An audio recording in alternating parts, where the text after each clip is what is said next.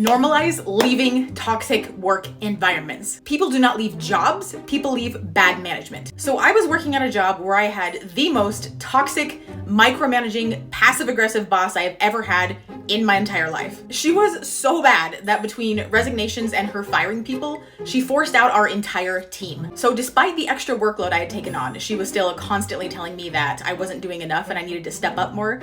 And one day she said we needed to schedule a call to discuss my work performance. Well, what she didn't know is that I was planning on quitting anyways because my social media earnings had surpassed my earnings from that job. So I decided to go ahead and do the call with her. Let's see how it went. Thanks for meeting with me. Yeah, no problem. Just needed to do a little check-in.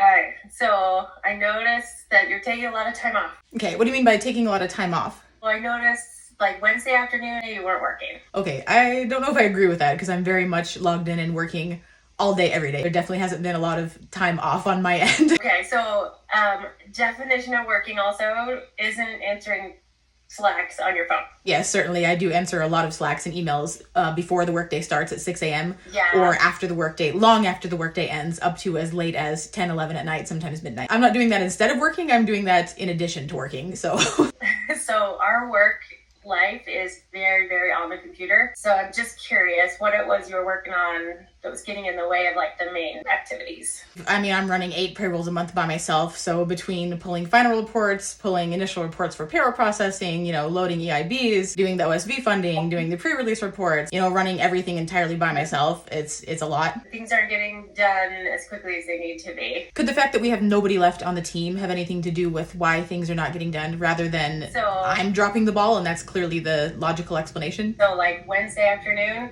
I kind of expected the OSV report, maybe the follow-up on the leave of absence spreadsheet, the recalcs that the benefit team needs.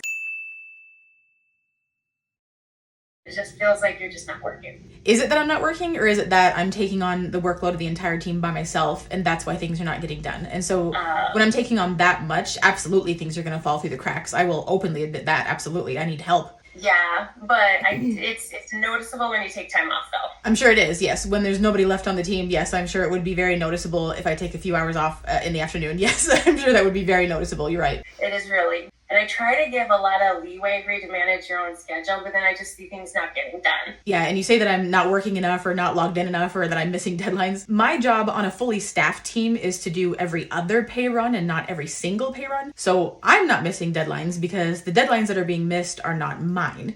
Okay, these are just things that I've been stepping up and taking on additional responsibility while also being expected to step in and help the international team on top of that. So